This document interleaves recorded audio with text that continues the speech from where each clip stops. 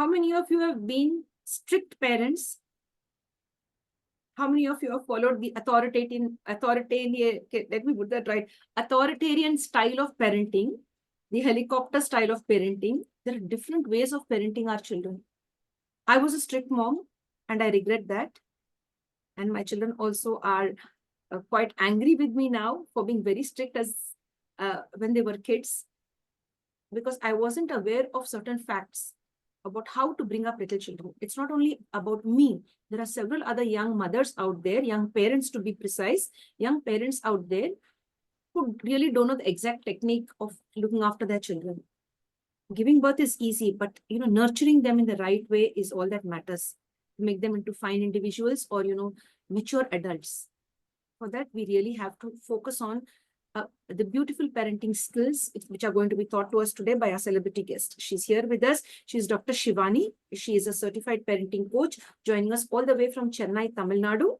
She's very focused on bringing transformation in the lives of young parents. Not only young parents, it could be any parent, separated, or you could say like together as a family, how to deal with children of different age groups, when one should be able to draw boundaries, when one should be able to safeguard their children from danger, and all of that, much, much more. Of course, the world is changing and we need to change our parenting style as well. Don't you agree with me? Yes.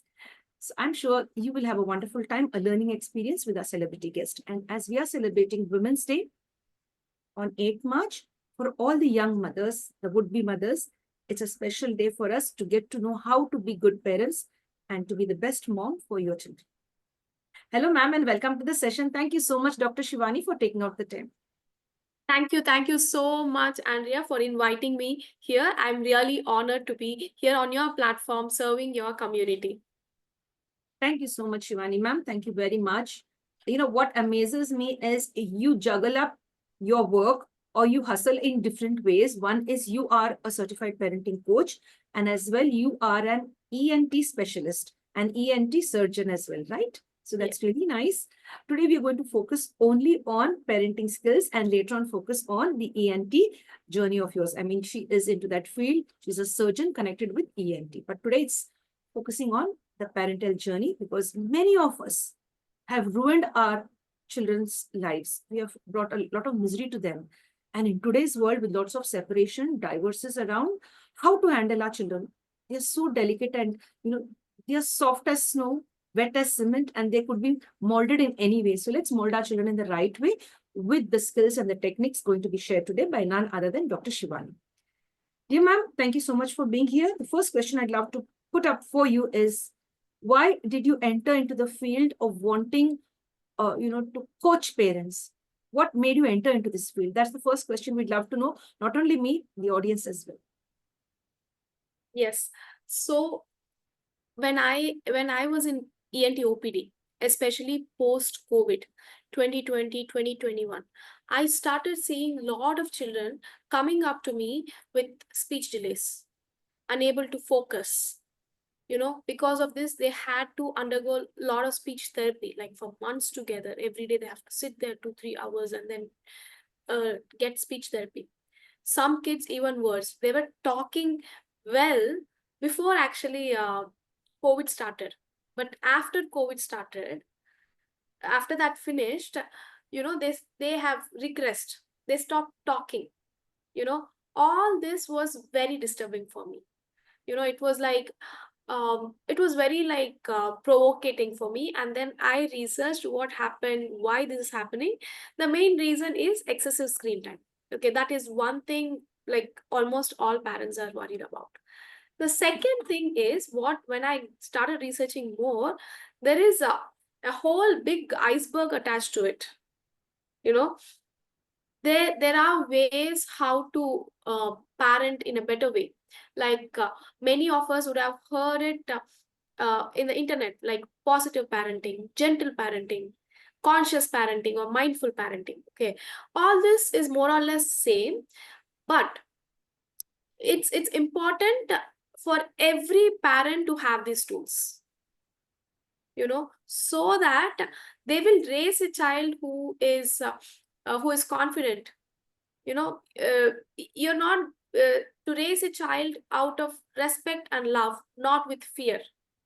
Okay, that's when I have decided I want to coach parents about this, because this is a tool every parent needs, especially this generation with so much happening around. Every parent needs these tools. And yes, I got certified, and I am teaching, taking courses on parenting, how to handle screen time challenges and tantrums, even teenage issues. And I do one-on-one coaching with parents also, to help them as much as I can. That's great to Yes. hear, ma'am. That's really nice. Dr. Shivani, what I'd like to add now here is to, I mean, for the audience as well, is like you're focusing on the digital, space where children spend a lot of time. They spend a lot of time online. And I'd like to thank, the Almighty that we didn't have it during our times. Otherwise we would have all been in the same boat, right? Yes, yes, that is the problem in modern parenting. Okay, it's not a problem exactly, it's a challenge. Screens or even technology, internet, this is like an opportunity for us to grow. It's a boom for us. Okay, of course, I take all the classes, everything through internet. I'm very thankful for it. Okay, but at the same time, with kids, for their developing brains, this is not something they need to flourish. For their proper brain development, this is not something they need. Okay, that's where we are getting lost. A lot of parents are getting lost because there are so many devices these days, so many shows, so many things to do online. Yeah. Yes, ma'am. I guess so many apps they have, right? Different Yeah. types of social media platforms. I mean, you're focusing on minimizing the screen time for children. How parents could minimize the screen time for their children. Yes, my focus is to delay giving screen time as much as possible. Okay, I would recommend not to give kids screen time below 6 years, no screen time. Okay, my daughter is 3 years. Till now, she doesn't have any screen time. And mainly because first 0 to 5 years, their brain develops rapidly. In 1 second, there are almost 1 million synapses develop. Synapses are these connections between brain cells. They develop very rapidly. The brain grows very rapidly. Imagine how fast they grow, because by the age of 2 or 2.5, a child can actually master a language. Can we do it?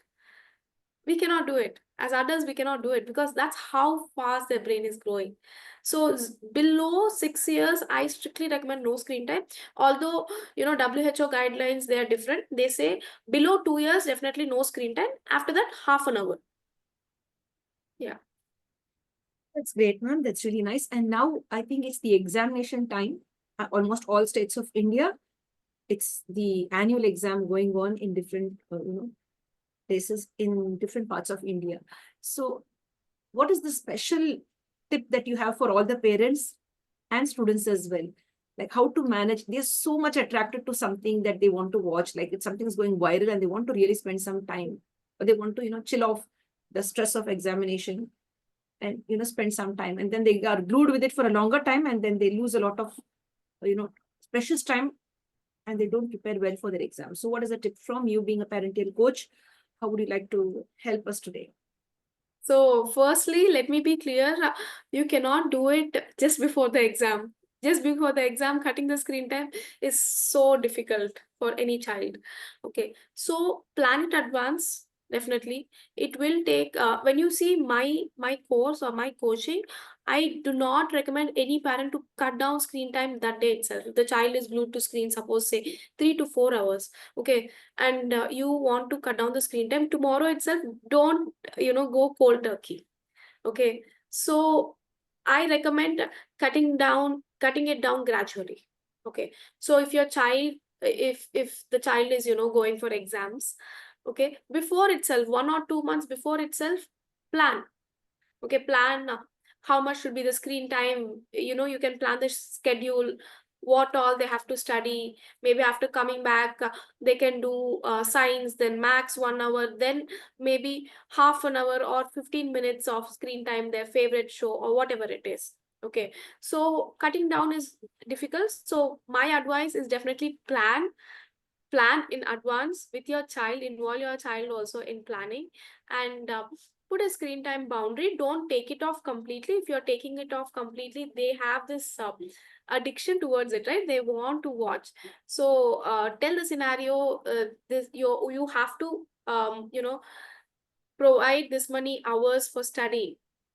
Okay, and then after that you can get screen time as a reward. You can use 15 minutes or 20 minutes of screen time.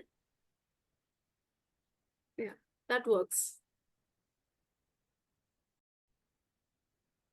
Thank you so much, Dr. Shivani. Thank you so much for sharing that. That's really very interesting to know.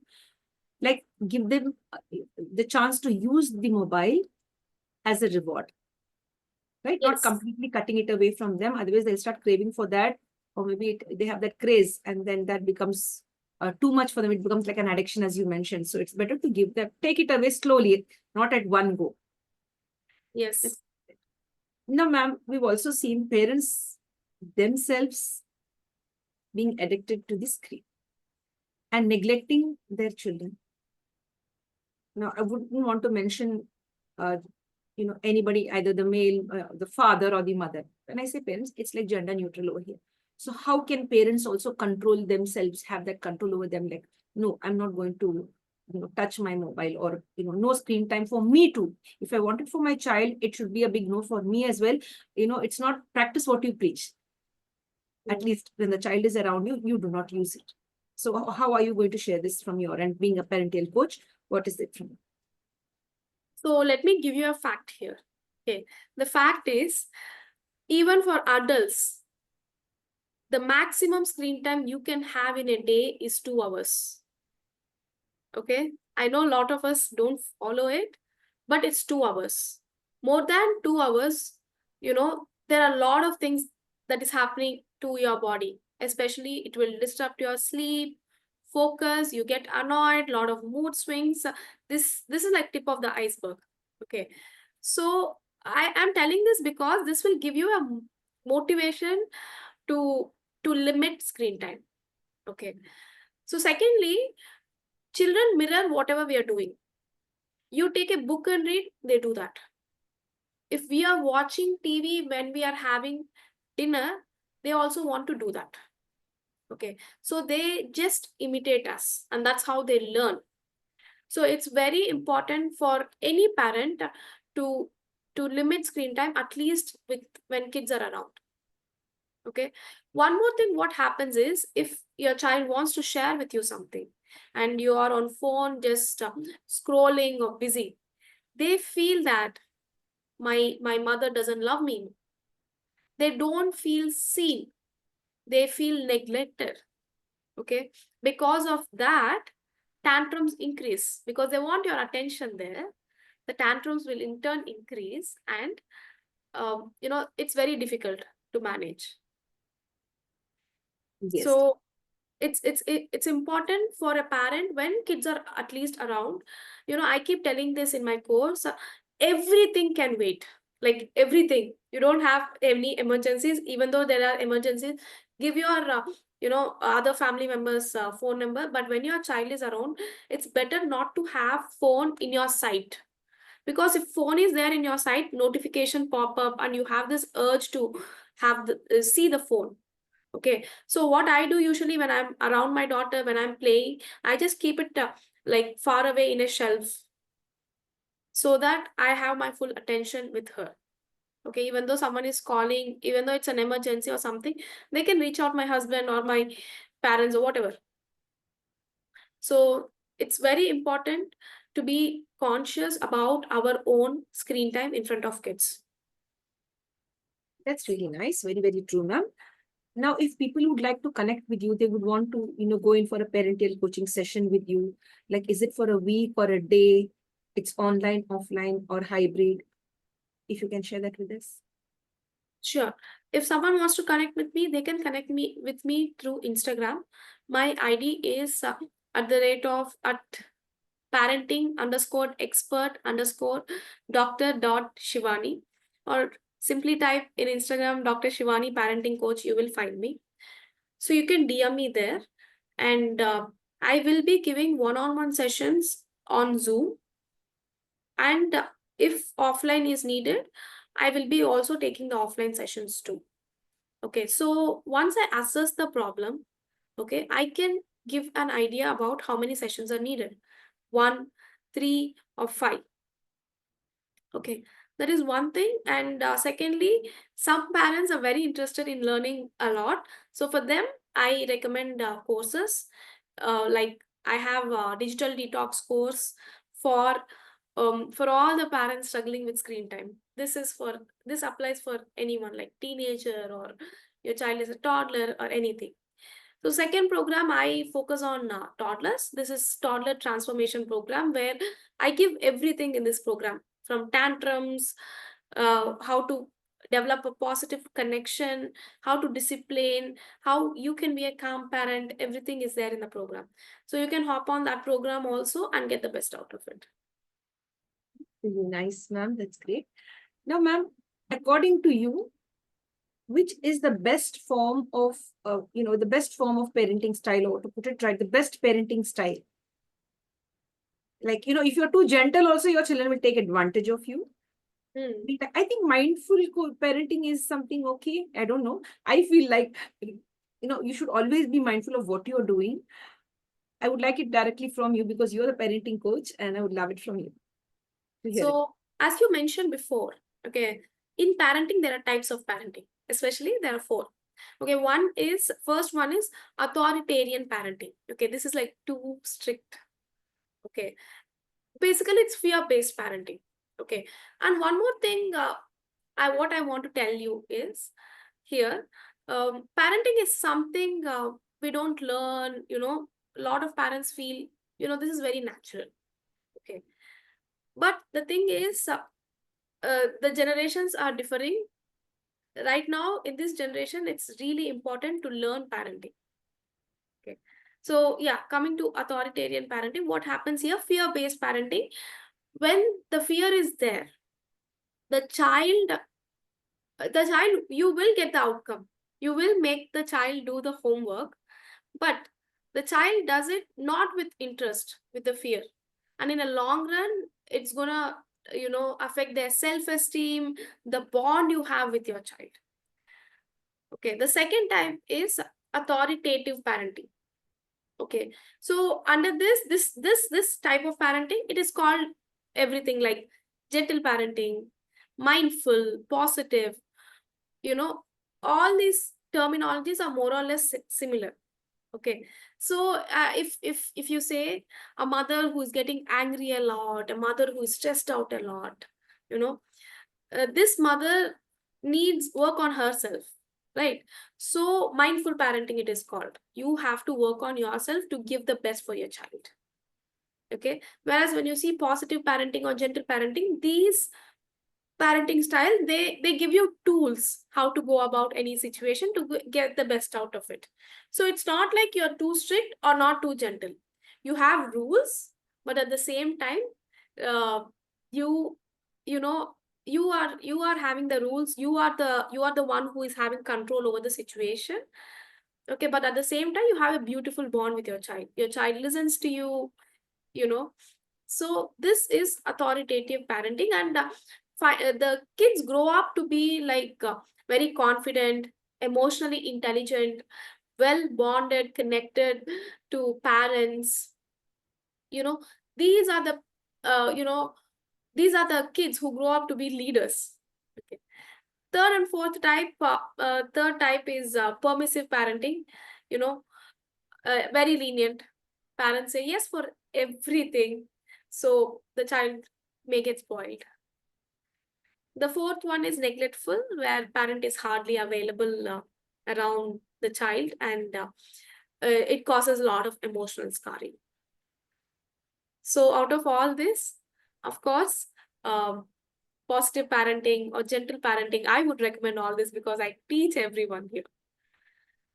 Yeah. Thank you, ma'am, for sharing that. Thank you so much.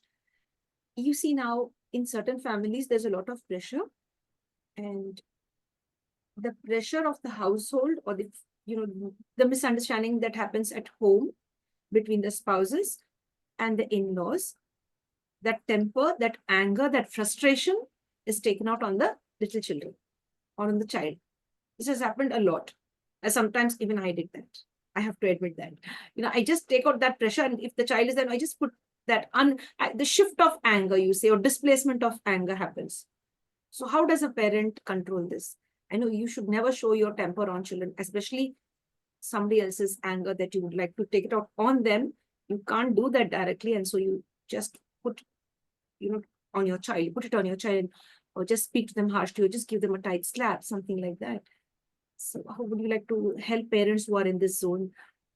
So parents who are in this zone, let me tell you, you feeling angry, frustrated and taking out on your child is, I'm not saying it's okay, but it's kind of stressful. Don't stress yourself out.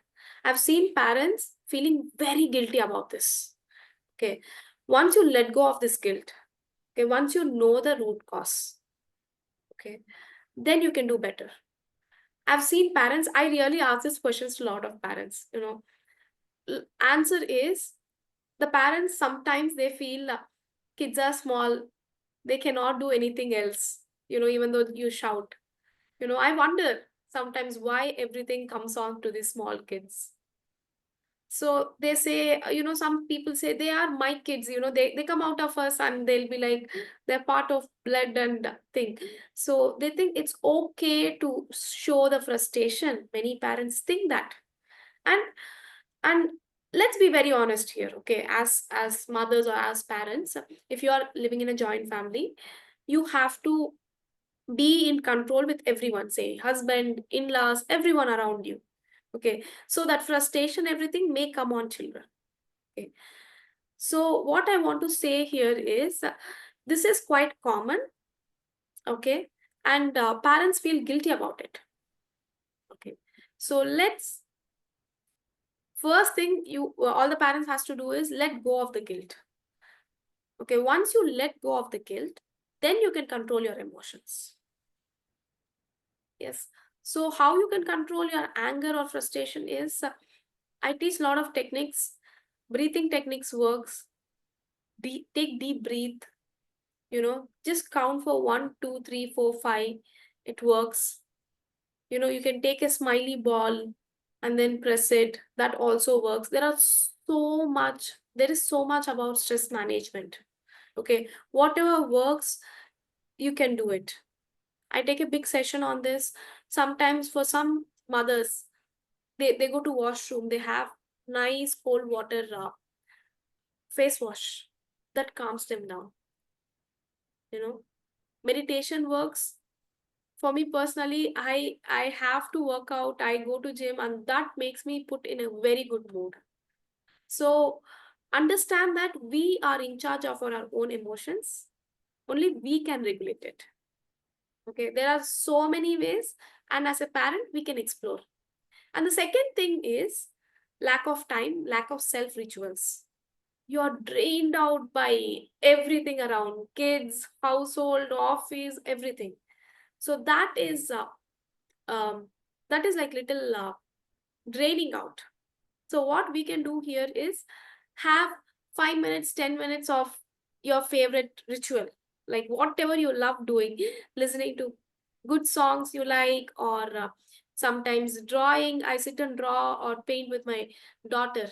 That gives me so much happiness. It's like self-care ritual. Or going to a spa once in a month or so. So it's important to focus on your cup also, because you cannot pour from an empty cup. It's important to fill your cup. Yes, these are the two things we can do to control our own emotions. Yes, dear. Thank you, Dr. Shivani. Thank you for sharing that. Now, doctor, we've seen, some families that, as you mentioned, joint family just a few moments ago.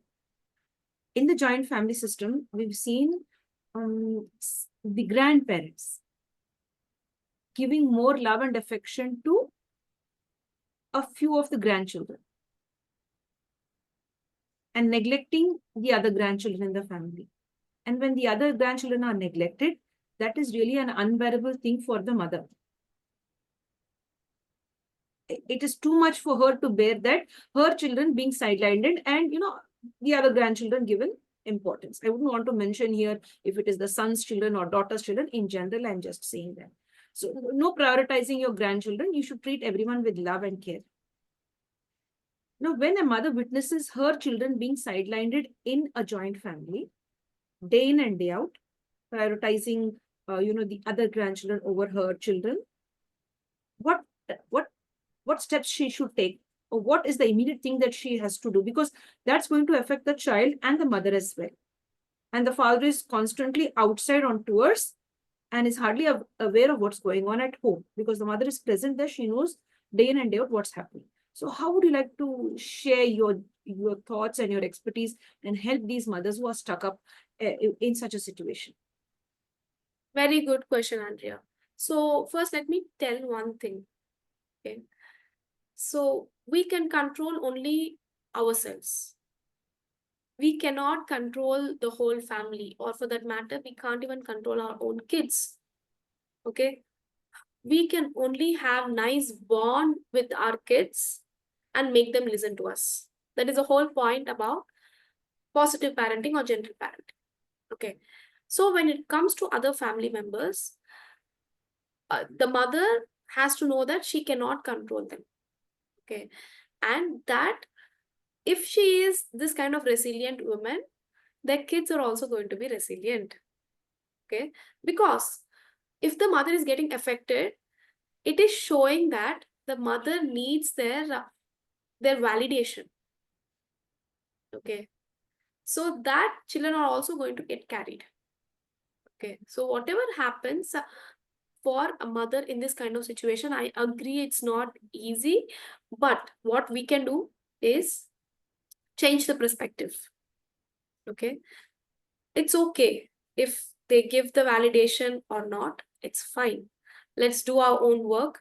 The love and affection they give, we cannot control. All we can do is what we can give our children, how we are around our children. Okay. That they are going to observe.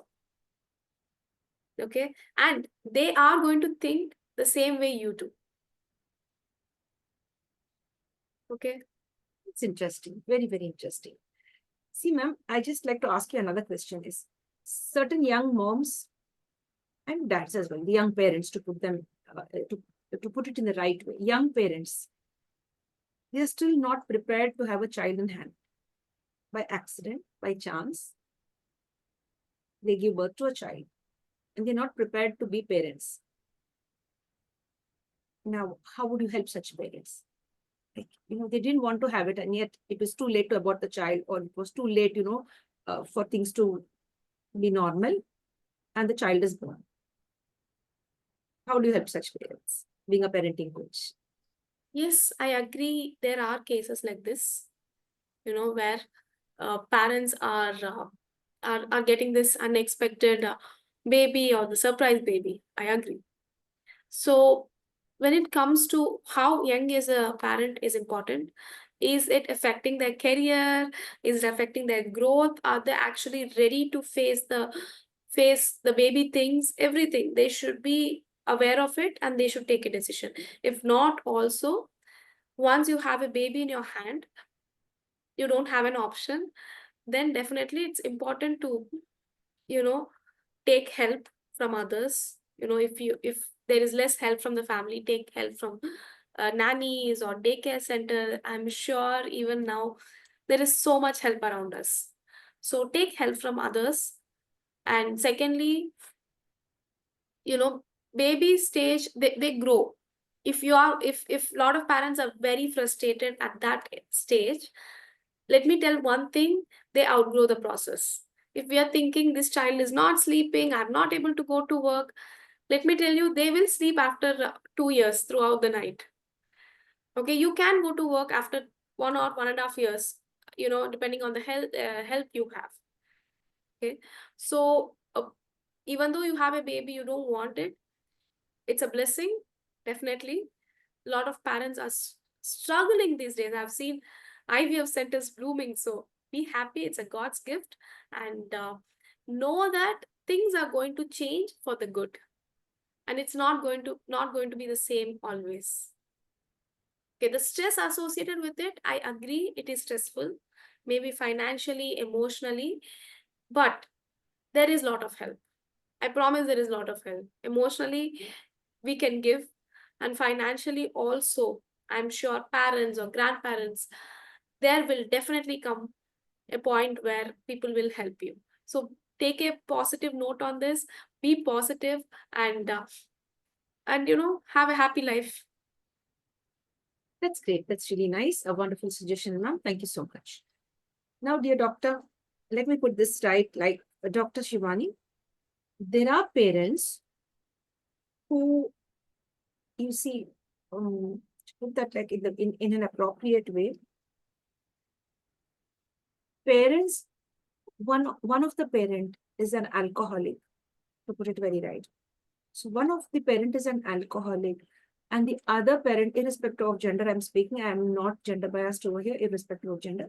When one of the parent is an alcoholic, how does the other parent balance things?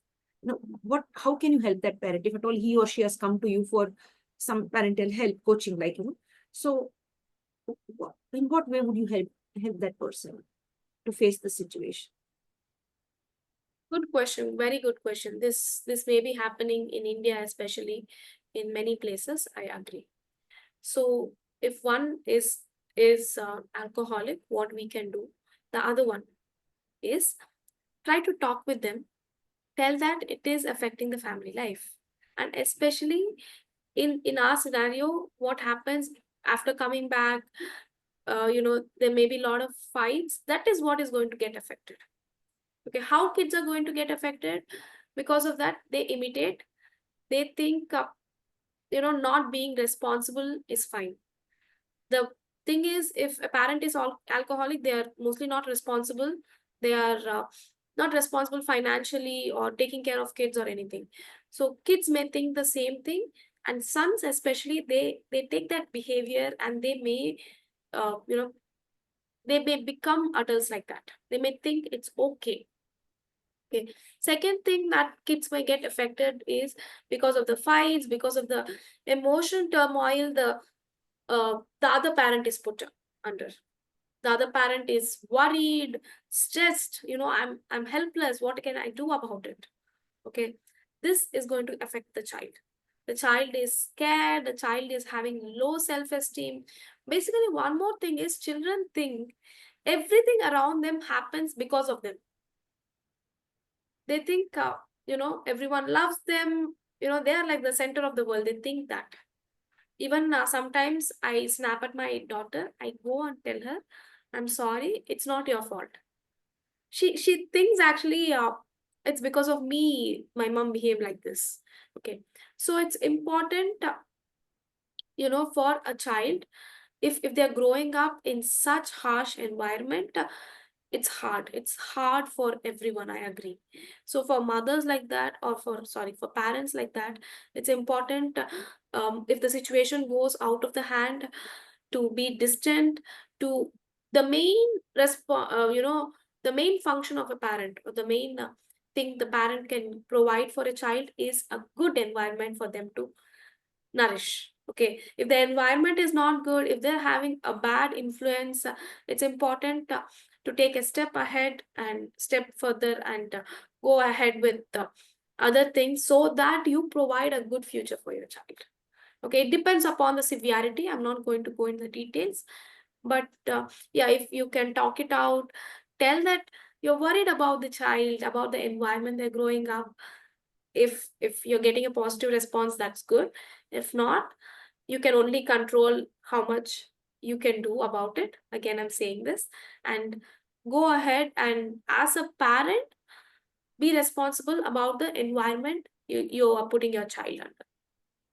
Yes, I think that is clear, right? Yes, dear. Thank you, Dr. Shivani. Thank you very much for sharing that. You also shared this very well, that alcoholics are, they are not responsible people. It could be financially, socially, or as a family member. They don't take up their responsibilities seriously. Yes. So whoever are consuming alcohol in your houses, please stop that and save your families. it's a big burden on the family. If even one single member, either the parents or the children or any one family member is into that alcoholic zone, they will destroy the whole family. The whole piece of the house will be destroyed. Now, ma'am, I would like to ask you now, when the different parents come to you for parenting, for coaching, I mean, the coaching that you are offering and the courses that you're offering, being a parental coach, like, I would like to ask you this question. Mm, do men come forward more, the fathers or the mothers, or both? I want to know what's the ratio. So I hardly get fathers, and usually mothers come. Mothers are very much, they want to give the best for the child, and they're very lovely. Mostly it's mothers. 99% it's mothers. I had like 1 or 2 sessions with fathers. That's Would it. like to give a message to all the fathers, like if they are struggling with any of the problems in their role as a father or as a parent, they could come up, to you, and they can have a session with you and try to resolve the issue in a very official way or maybe in a very professional manner. What is the message from you to all those fathers? Great, great, initiative. I never thought of it this way. But yeah, to all the fathers out there listening to this, so whenever you're stuck in parenting, whenever you feel your child is not listening to you, or you're not bonded well with your child, and you want to make a difference, you want to do it better, you want to be a better parent, better father, than the previous generations, then definitely dig it up. Look for the resources. I'm not saying come to me. Look for resources. There are a lot of books, podcasts, so much online. Okay. Go to it and see how much ever you can do. Okay. If you're not able to do it on your own, definitely take help. There's so much help again on internet. Take help. And I am very happy to assist fathers like this. That's really interesting, yeah. Yes, dear. Please go ahead. Sorry for interrupting. Yes, and that's a very, very nice sign from fathers, because I've seen from generations, fathers are always like into providing for the family, financially busy from morning 9 to evening 9, and hardly available. When I get fathers like this, it's very inspiring. They want to be with the child, they know when to take a step back. That is very inspiring, and a lot of fathers are doing it in this generation. I appreciate it. That's good. Interesting to hear that. Have both the parents come to you Yes, many as times a that couple? happens. Both the mother and father say, this is what's happening with us, and we really like to be coached in the right way or shown the Yes, right yes, path. yes. A lot of parents, they come and they're like, we are stuck where to go. They come to me. And sometimes when the mother is on call, I've seen other family members, like husbands coming, and they'll give their inputs. They're like, what else to do? They are interested. Not everyone, but compared to the previous generation, again, right now I'm seeing fathers also who are getting interested in parenting, how to do it better, how to give the best for the child. That's interesting, ma'am. Now, dear, you see, now when parents become older and their children become adults, the parents begin to love their children more. As little children, as toddlers, they didn't give them that love and affection and appreciation. But as they age, or once they retire from their job, they are free, they have lots of time, and they have such a lot of love, overflowing love for their children, but adult children, and their adult children don't want that love and attention now, which they craved for when they were very small and didn't get it. They don't want it now. In abundance, they have it, they don't want it, they shun it away because they have different relationships with others. Like they could have a girlfriend or a wife, or maybe they have friends, somebody. So how could you help these senior parents? Like, I've heard many of them sharing this. Our elder son and daughter they don't talk to us, they don't give us time, they don't even message us, they don't even talk to us. They have the time for everybody else in the world, but they don't have a single minute to text and say we are okay or how are you. So how can you balance? Have they of senior parents come to you for coaching or something like that? So I have known a lot of senior parents address this. I don't know whether you heard it, emptiness syndrome. They'll be like, my house is empty. We don't know what else to do. or kids, as usual, not kids, they're adult kids right now. They are successful, they are running a company, they have so many chores to do, works to do, family to take care. Right now they're not giving attention. Okay, while it is valid, I understand from both perspective, I understand it's valid. Okay, but for elder parents, I really want to tell that, you know they may not be doing it because as a child you were you know little strict. No. Okay, they may be having other priorities change. Okay, as a toddler, parents are their world. Literally, no one else they will see. When they're toddlers, until almost 7, 8 to 10 years. That was the time when they form friend circle, they get into relationships. Even like very young children, less than 5 years also.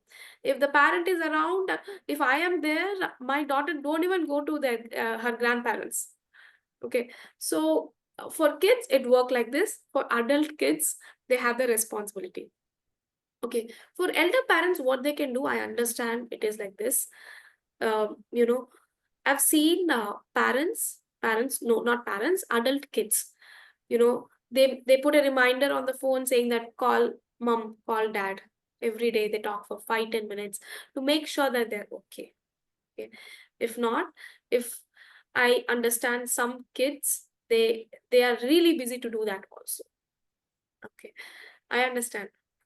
So as parents, what we can do, if you're living in a same city, make time for one meal, one dinner on a weekend. Okay. If they are far away, maybe every few months you can make an effort to reach out to them, talk to them, or fly to them. As parents, that's all we can do, because as adults, their schedule, their priorities, all that have changed. Yeah, we even though you change as a person, it's they may not be at the receiving end when they are in 20s or 30s. I guess like when they themselves become parents, the adult children, when they themselves become parents, they understand the real meaning of parenting. They'll understand the love and the care that their parents have given them, or maybe the advice and suggestions that they receive from their parents. Until you become a parent, you really don't know what is the love of parents. Like something I feel like is, am I right or wrong? I don't know. In my view, it is When right. it Until comes you to become even a me parent, or few of my friends, a lot of my friends, okay, especially in teenage or the early 20s, that's the time uh, y- anyone, okay, any person, you want to be independent, you have your own opinion, own goals, career goals, relationship goals, all this you have. Okay, so once you have a child, I have seen a lot of my friends or even myself connect with my parents in a different way. Okay, maybe I'm a woman, that is different. I don't know about, I'm not sure about the men out there, but for women, after having a child, you connect with parents in a different way because of the help, or how much they go through and how difficult it is. I agree. I really agree that I have seen a lot of girls telling this to me. After getting a baby, they're close to their moms. Yeah. yeah, so I mean, like those young children who are shunning away their parents, it's a request to all of you to spend some time with your parents, because it is because of them that you are alive in this world. Now, ma'am, there's a question like this: a certain case study, an adult child, to put it right, an adult child snapped back at his parents and asked them the question, "Why did you ever give birth to me? I didn't ask you to give birth to me." And the parents were dumb and shocked to hear that from their child. The child was a very good child, academically, professionally, polite, gentle, but suddenly that sentence snapped out from his mouth, or just that sentence jumped out from his mouth. And he said this: "Why did you ever give birth to me?" And they, That was very helpful. I really understand that. But so I keep telling this because even as toddlers or even children, 7, 8 years, they tell you don't love me, all these things.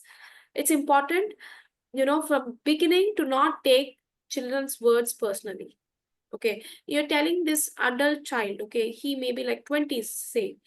This child may be having so many things around him, like peer pressure or project or placements or so many things. Like from his perspective, he's stressed out. Maybe breakup, okay, relationship problems. He may be going through so much. The main problem here is, you know, this child, he is not having good emotional intelligence. He is not able to process his emotions well. Okay, so as a parent, if I was a parent of this child, I would think, okay, this one, firstly, not to take it personally. Okay, secondly, it may be because of so much stress around him. Okay, or definitely I will assume that there is a reason for it. Okay, there is a reason. Reason can be anything. It 99% it won't be the parent. Okay, it would be definitely the external factor. Okay, so I would dig upon it, investigate it. And thirdly, I will understand that my child is lacking the social skills or things like handling the emotions or how to handle a conflict, how to resolve a fight. All this is lacking in my child. I understand and I will dig in, or how should I inculcate in my child? How do I train this child? This is what I will think.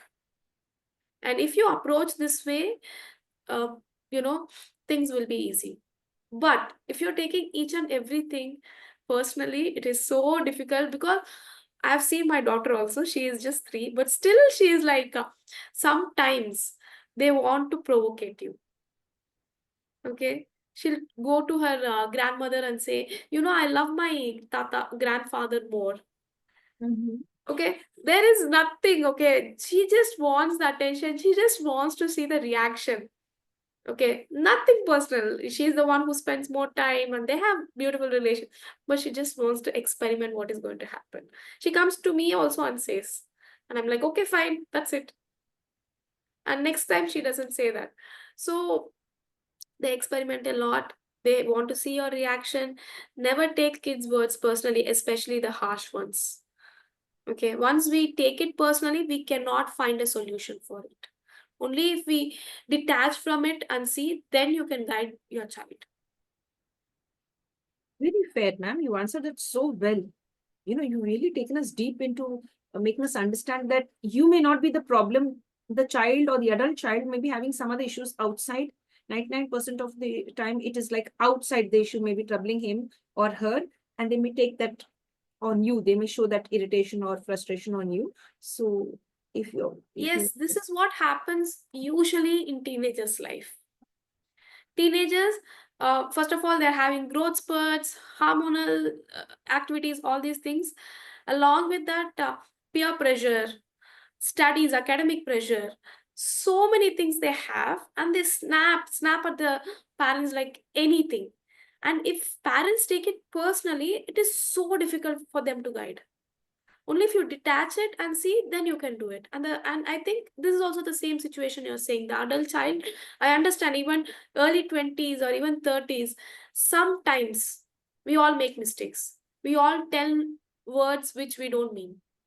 Okay, so it's important for us to forgive and detach and see what is happening underneath it, so that you will be helpful. We will have a solution for it. Thank you, Dr. Shivani, for that wonderful answer. Thank you so much. Now, I'd like to focus on single parenting.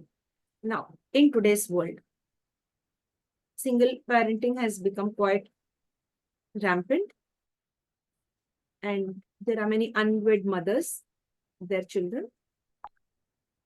Now they face a lot of stress. So have these, like single parents, we'll call them as single parents, married or unmarried, we don't go into that zone, single parents. Now there are several single parents. Do they also come for parental coaching? Because see, being a single parent, it is quite tough for either of the genders. And nowadays, even the third gender also, like, if they adopt a child or they are allowed to adopt a child and they become a parent. I've observed somewhere in one of the uh, videos that I watched, a child being adopted by the third gender as well. Adopted. I don't know if it was a movie or it is reality, but she did take care of that child. the third, that particular individual.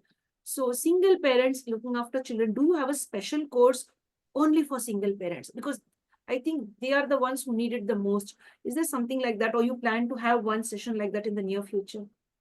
Yes, definitely for single parents, I am having a session, but I haven't made it in a course because in my course, I teach the basics, okay, which is applicable for everything. You can solve any problem with it. That's how I made my course. Okay, so for single parents, it's stressful. It is difficult because everything comes on you. I understand. Okay, so for single parents, what is more important is the most important thing is managing ourselves. I mean, the single parent managing the stress, planning, plan everything in advance, like financially, socially, who is going to take care of the child when you're working. It's important to plan. It's important to not to stress out, have this tool or whatever your go-to stress-free activity so that you can give the best for your child again. Okay, so for single parents, again, if you are learning all the parenting skills, positive parenting, gentle parenting, this is going to be super beneficial for you. Okay, these will definitely get your work done very quickly, will make your child listen to you just like that, and you'll have an amazing bond with your child. At the same time, I understand it's difficult, I know, but yeah, it is what it is. So, yes, anyone would be happy to help. Yes, dear. Thank you, Dr. Shivani, for sharing that. I have one question, which is very sensitive. Some parents take the role of being a parent too deeply. They forget themselves. They're completely immersed in their children or the child that they've given birth to. They forget themselves right from day one till the child is an adult and leaves the family or begins to continue his or her journey. The adult children get married or have a partner in their lives. So the parent or the parents, they invest such a lot in their children. And especially the mothers, they do not save anything for themselves. I wouldn't want to be biased over here. So parents, they do not save anything for themselves. They give their all, mentally, physically, emotionally, spiritually, and financially.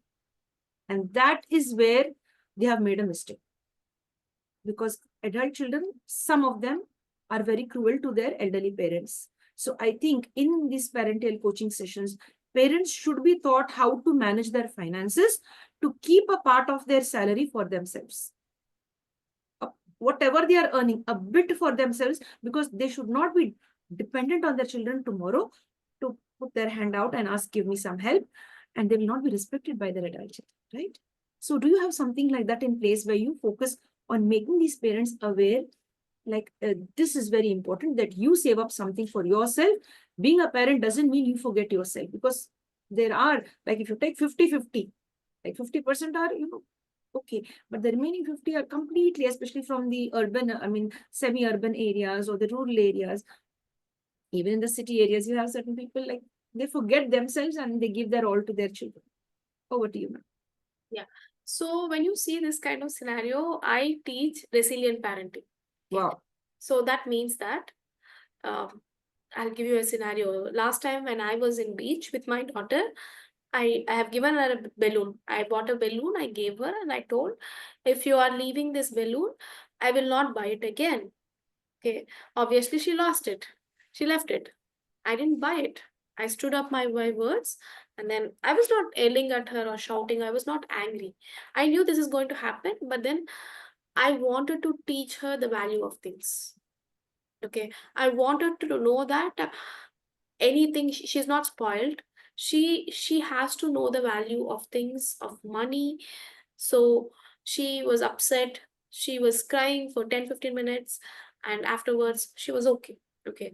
So here, my mom was there and she was like, why are you doing this? Okay. Because I want to teach her, sometimes in life this also happens. Okay. So as a parenting expert, as a parenting coach, I want to tell the parents, all the parents, be resilient. You decide how much you allocate for your child. Okay. You don't go around and spend like 10,000, 15,000 on toys, or, don't do that. Allocate some money. It can be like, it's up to you, up to the budget level. But make sure that it is within the budget. Just because the dresses are beautiful, the clothes are nice, the toys are good, just don't, splurge the money on kids. That is my sincere advice as a parenting coach, because that way they won't know the value of it. And secondly, it's important to plan the finances also. you know you have to, in this present scenario with the inflation, everything, in the next 15 years the college fees are going to skyrocket like anything. So it's important for you to save so much a month, or plan accordingly whatever your child is going to go into, or if you're sending your child abroad, or putting in some institute or anything, it's important definitely to plan it, the college fund, all these things, rather than, and of course your retirement also, you should be thinking about yourself also. So what I'm telling here is, have a budget. Okay, if your monthly salary suppose is say 50,000, have a budget, plan it. Okay, only if you can do it, then you will understand, your child will also understand. Okay, so as a parent, this much we can do. For even after retirement, it's a part of our responsibility. Basically, it's we are responsible for ourselves. Okay, however the kids are, um we are responsible for ourselves and kids till they turn 18. After that, they're adults. So yeah. They are more difficult to manage once they become adults. That is from my experience. I say that, and many of my friends have shared this with me. It's easier to manage, a one day one. I mean, a newborn baby till they are like 18, and once they have become adults, it's so difficult to manage them because you cannot get that connect with them that easily. They are a separate entity. They're a complete different individual with their own thoughts and with their own feelings and emotions. It's very, very difficult. And sometimes it's important for them to face the consequences. We parents, we want to protect them from everything, we want to give the best. Very true. But it's very important to let them go through the consequences, because consequences teach something, that experiences teach something that parents can never teach. Excellent. Very true. Very true. Excellent. There's one last question that I have, dear. Now, see, you being a parental expert, a certified parental coach, a very tough situation. When one of the parents finds or understands that he or she, along with their children, are in a very toxic zone, a toxic family atmosphere for a very long time, what is the best suggestion you could give such a parent? So there are parents who may come and say, like, should I stay or should I leave? Should I take my children and go? Now, this is something very, very, you know, the number of divorces are going up and little children are getting stuck between both the parents. So what do you have to say? If the situation is toxic, should a parent leave with the children in a legal way, of course? Or maybe for So some I time? do get these questions a couple of times. The whole point is, okay, keeping the kids aside. The whole problem is between these two individuals, right? So because of them, the house is toxic. Okay, so these two has to work on themselves. Okay, how much are they willing to change for the kids' sake? Change the environment? Are they willing to go to therapy, or are they willing to, what are they doing to make things better? Okay, when you're saying toxic, okay, of course, um, toxicity, the level is again changes. So if it is mildly toxic, if both the individuals are open to work, okay, then change may happen, and again you may go back to the previous good relationship you have. That is one thing. But after this step also, things are going down the road, they're not working out completely, and you're spiraling on, and you know that you have given your best. Okay, then for your child's sake, it's important for you, because it's your responsibility to keep your child in a safe and protected, loving environment, not a toxic environment. So the decision is completely again that person's. Okay, we cannot tell you have to do this, you should not do this. Definitely the decision should be on them. But have you tried fixing the problem? Okay, have you tried, if the plant is not growing, have you tried putting a fertilizer, watering it twice? Have you tried?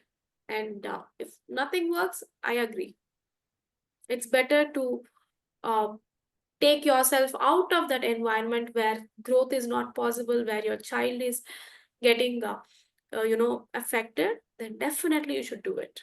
You should come out and provide a safe, good environment for the child. Thank you, Dr. Shivani, for sharing that. Now, we'd love to know, when is the best time to reach out to you if any of the parents would love to connect with you, would like to have a session with you, or take up a course that you're offering. So when is the best time to reach out to you?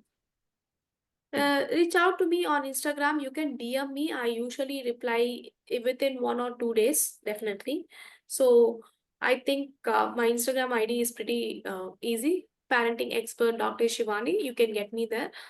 So DM me, and I will take a session in 1 or 2 weeks, depending on the availability.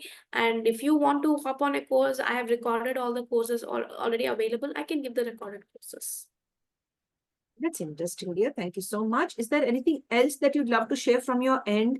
Of course, I'd like to inform the audience that if at all you would like to connect with Dr. Shivani, we'll share her details in the description when we share this video, so that you can connect with her and have a wonderful session, and you will be the best parent for your child or children. Now, dear ma'am, is there anything else that you'd love to share from your end, which I didn't focus upon? Like, is there anything that I left out and you would like to share it? Being a parental coach, you know better if there's something else that has to reach out to the viewers. So I want to tell all the parents that parenting is not about perfection. Okay, you do not have to be a perfect parent to raise a good child. Okay, in the present situation, what is really important for a parent to do is just be present with the child without distractions.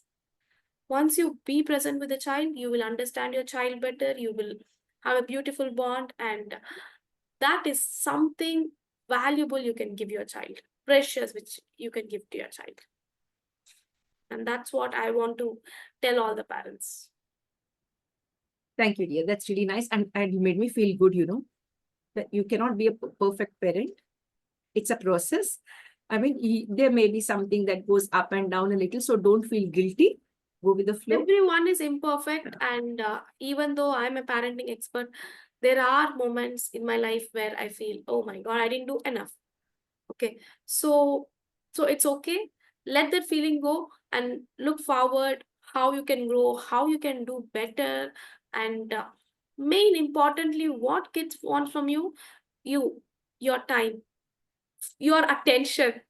Okay, forget about the gifts, money, houses, education. That's okay. That's fine. As parents, we give it. But when you give the time, when you're completely present with your child, even though you're very busy parenting is something, all the parents struggle with. A lot of parents are busy these days. Even though you have 15 minutes, give that 15 minutes without distractions, listen to their stories or whatever they're telling, and share happy moments, not the stress of the day or frustration of the day. Be there, you know happily have the moments where they will remember it for their life. Thank you, Dr. Shivani, for all of that. Thank you very much. Towards the end, one last request, dear.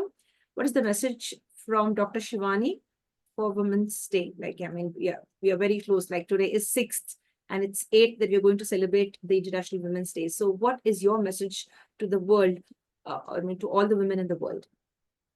So to all the women out there, happy Women's Day. Women are ours should be celebrated every day. Oh, wow. Okay. Beautiful. I love this. Should be celebrated every day for whatever reason here, wherever you are in, you are giving birth. If not that, you are having a lot of hormonal imbalance, you're doing great. Even though you're a stay-at-home mom or a homemaker, or you're busy 9 to 6 juggling mom, or whatever it is, you are doing a great thing. And all women, I want to tell you are enough. Okay, you are enough. You don't have to compare or look towards other women and say, wow, she's having something else which I don't have. No, you are enough. Everything is there with you. Okay, so it's all in the mind. Stay positive and be positive, and happy Women's Day to everyone. Celebrate yourself every single day. I really love this. I mean, that is the big takeaway, from this wonderful session. Towards the end, you've given a beautiful message that every day is Women's Day. Celebrate, each day, and live to the fullest. Forgive yourself and continue the journey, and keep a smile on your face. Keep a smile on your face. So, dear ma'am, thanks to you for your time and for your expertise. I wish you also a happy Women's Day, and to all our viewers and to the people known and unknown, it's a happy Women's Day. It's not only on 8th March, it is every single day we celebrate ourselves. In fact, every moment we breathe, every moment we are alive, the morning we wake up and we are fit and fine. So that's a moment to celebrate, irrespective of gender. So let's go ahead and have a wonderful time and make life a celebration. Thank you so much, dear. I really enjoyed the session, and it was therapeutic for me as well, because there are certain things that I also, got from you through this session, like through the Q&A sessions that we had, because I was guilty somewhere or the other. So I just tried to get out what I could get out from you. And I think many parents would agree on that the questions that we've asked, ma'am, could relate to you in one way or the other. For this opportunity, I would be very, very happy if this session reach out to as many people as possible, and they have a positive impact in their lives. Very true, dear. I hope that each one of you who view this video, please share it with people such that they get to know what is the importance of parenting, what is the importance of understanding life being a parent. Because parenting is not easy. You have to make certain sacrifices. And if at all you're in a turmoil, if you're finding yourself in a tough spot or a difficult spot, you can always connect with a parental coach. One of them here is with us. She is Dr. Shivani. You can connect with her. We'll share her details in the description when we share this video. So do get connected. Seek help. Don't suffer in silence. If you're a parent or not a parent, don't suffer in silence. Speak up and stand for yourself. Thank you so much, Dr. Shivani. Looking forward to many more interactions with you in the near future as well. Happy Women's Day. Happy Women's Day. Thank you so much for this opportunity. Stay blessed and stay connected. Sure. So, dear friends, with this, we come to an end now to the International Fab Talks for today. If you like what the International Fab Talk team is doing, stay connected with us. Like, comment, subscribe, and share to the International Fab Talks. Above all, be a great person, be a great human being. And if you're a parent, you be the best one that your children could ever have in the world. You should be the best parents to your children. And of course, don't forget to love yourself, protect your family, and save the environment as well. Keep smiling and stay blessed. Thank you, dear. Thank you.